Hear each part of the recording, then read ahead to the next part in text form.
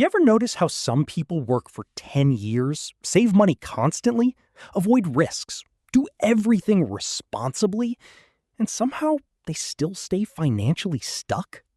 Meanwhile, someone else takes the same amount of money, puts it into businesses, investments, systems, assets, and suddenly their money starts multiplying. That difference changes everything. Look, imagine two people. The first person saves $50,000 and locks it away. The money sits there for years. No movement, no growth, no return. Inflation slowly eats it alive. The second person takes that same $50,000 and spreads it into productive systems. Maybe part goes into index funds, part into a small online business, part into equipment that produces income, part into marketing that attracts customers. That money begins moving, producing, returning value. 5 years later, these two people live in completely different financial realities. And this is the lie most people never question. They think holding money is safety. Sometimes holding money too long is financial decay. My name is Jack, and I spend way too much time thinking about how money moves through economies, businesses, and human psychology. If you're someone who works hard, saves money, but still feels like financial freedom keeps getting further away, hit that subscribe button and give this video a thumbs up if this helps you out. Here's the thing. Money behaves almost like blood in the human body. If blood stops moving, the body dies. If capital stops moving, businesses weaken, opportunities disappear, growth slows, and inflation slowly destroys value. Dead capital creates dead systems. And this is where it gets really interesting. Most people think wealth is about how much money you have. Wealth is actually about how efficiently your money circulates and reproduces itself. That's the difference. $100,000 sitting still is weaker than $20,000 actively producing returns. Now, obviously, emergency savings matter, liquidity matters, stability matters. But beyond necessary reserves, stagnant money becomes expensive. Let's talk numbers. If inflation averages 4% annually, $100,000 loses nearly half its purchasing power in around 18 years. Think about that. You can do absolutely nothing wrong, technically, and still lose enormous value. That's why people feel financially exhausted today. Their money is standing still, while prices move aggressively upward. Food rises. Housing rises. Healthcare rises. Energy rises. Education rises. Meanwhile, bank savings accounts often pay almost nothing. Here's what most people don't realize. The economy rewards movement. Businesses that reinvest grow. Investors who deploy capital grow. Skills that get used improve. Unused systems decay. Look at massive corporations. Amazon reinvested aggressively for years instead of sitting on dead cash. Businesses constantly allocate capital because stagnant money inside a company often means lost growth opportunity. Now, look at small businesses. A restaurant buys better equipment and increases efficiency. An online store invests in advertising and increases customer flow. A creator invests into production systems and expands reach. Movement creates expansion. Dead capital creates stagnation. Now, you might be thinking, but investing is risky. Look, yes, but stagnation is also risk. This is the mistake people make psychologically. Humans fear visible losses more than invisible losses. If someone invests and loses 10% temporarily, they panic emotionally. But if inflation silently destroys purchasing power over 10 years, most people barely react because the loss feels invisible. Behavioral psychology explains this clearly. People react emotionally to immediate visible pain, but ignore slow, hidden destruction. That's why stagnant money feels safer than it really is. Now, let's go deeper. There are actually 3 states of money. Dead money, working money, and multiplying money. Dead money sits still. Working money generates moderate returns. Multiplying money creates systems that continuously reproduce value. Huge difference. For example, $10,000 sitting in a drawer is dead money. $10,000 invested into index funds becomes working money. $10,000 used to build a scalable system generating recurring income becomes multiplying money. That distinction matters enormously. And this is where poor financial habits destroy people. Most consumers constantly kill money flow. They earn money and immediately consume it. No circulation into productive systems. No asset creation. No reinvestment. Just constant extraction. The money enters and disappears. That cycle keeps people trapped for decades. Now look at wealthy individuals. They often redirect money repeatedly. Income enters. Part gets reinvested. Assets generate returns. Returns buy more assets. Those assets generate more returns. Money circulates continuously. That's why wealth accelerates over time. And here's another important point. Velocity matters. In economics, there's something called velocity of money. It measures how frequently money moves through transactions and productive activity. Fast-moving productive capital stimulates growth. Dead capital slows systems down. This applies personally, too. If every dollar you earn instantly dies in consumption, your financial system weakens. If money repeatedly enters productive cycles, your financial system strengthens. Look at real estate investors. Many don't just buy property and stop. Rental income gets reinvested. Equity gets leveraged carefully. Cash flow expands. Systems compound. Now, obviously, reckless leverage destroys people too, but intelligent movement of capital builds scale. And this is exactly why financially educated people think differently about spending. Every purchase becomes a question. Does this create future value, or does this permanently remove capital from productive circulation? That question changes behavior fast. Now, let's talk about dead business capital, because this destroys companies constantly. Businesses fail not only from lack of revenue, but from trapped capital. Unsold inventory, unused equipment, cash sitting inefficiently, poor resource allocation. Imagine a clothing store holding $200,000 of inventory nobody buys. That inventory becomes frozen money. Storage costs rise. Trend relevance drops.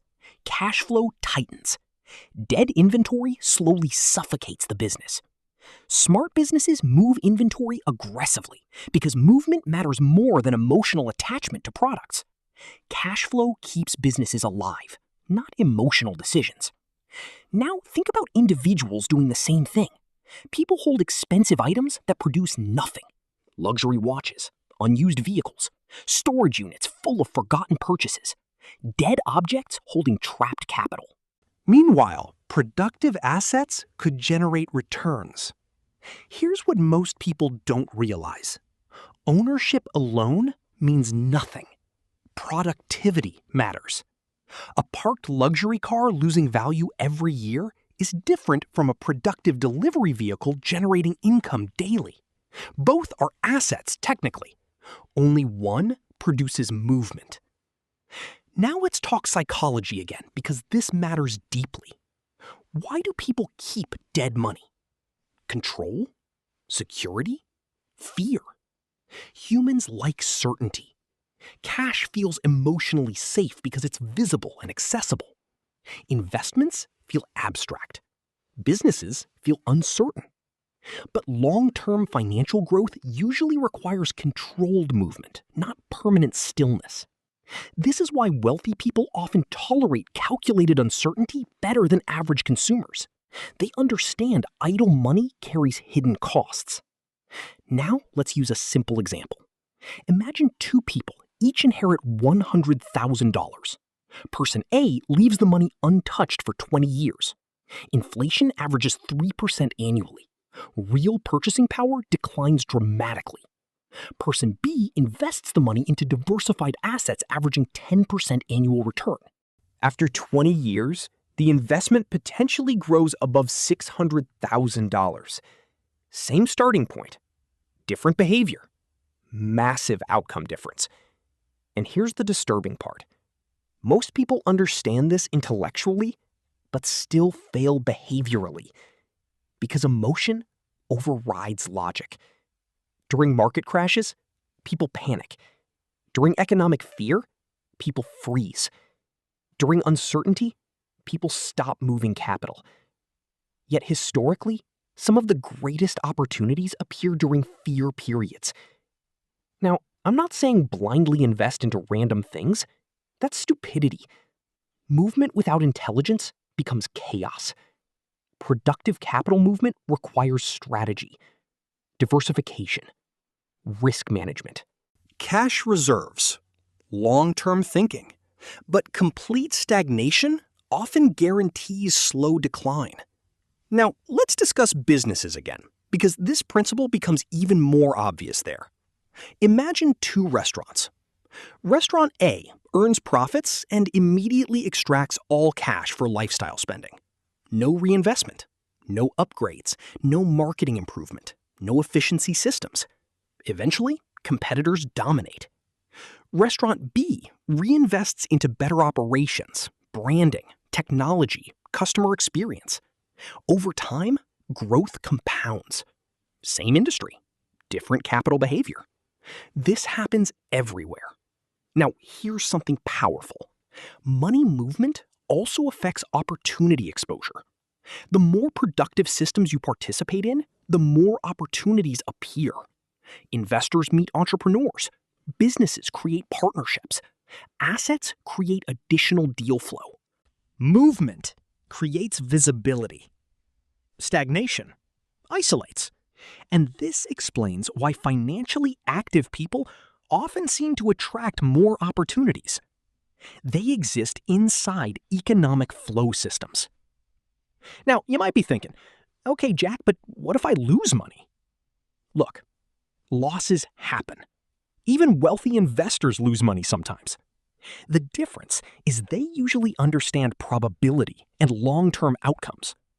Average people often seek absolute safety and accidentally create long-term weakness.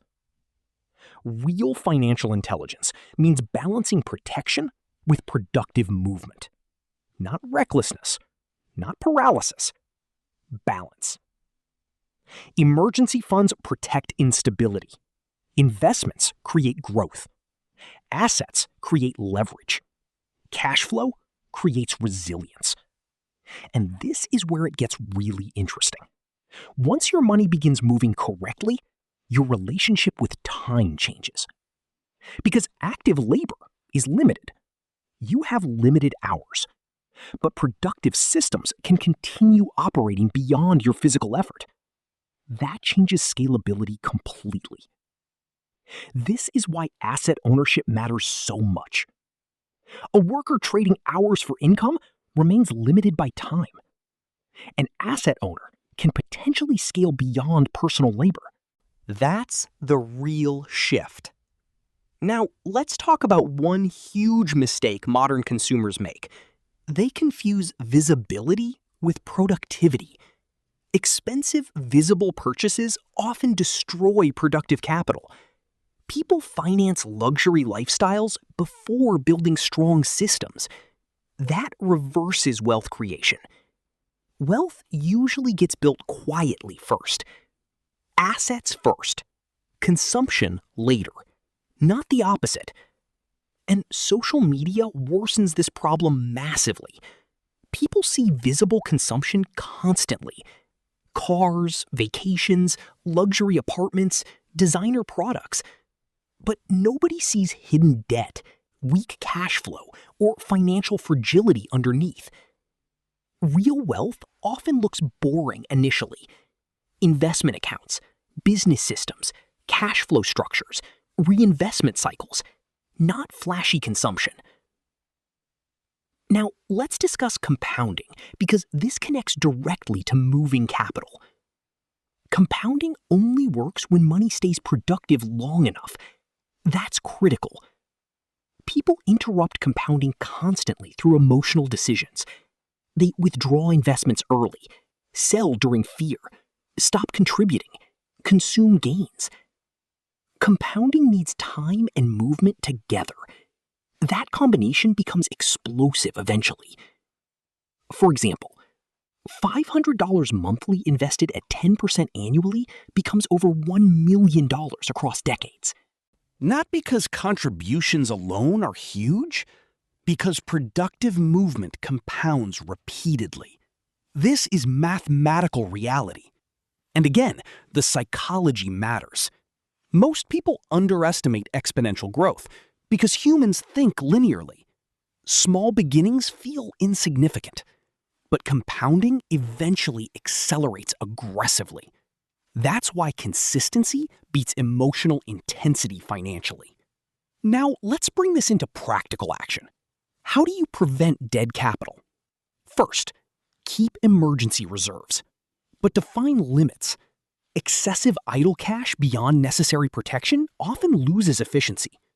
Second, continuously allocate part of income into productive assets. Index funds, businesses, skill development, cash flow systems. Third, audit dead assets regularly. Unused subscriptions, unused equipment, idle inventory, depreciating luxury items.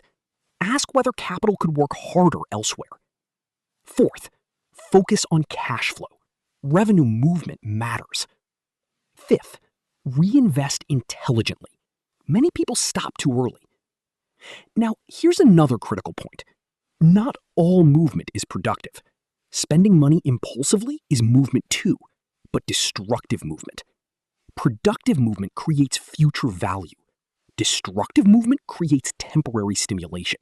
Huge difference. That distinction separates wealth builders from endless consumers.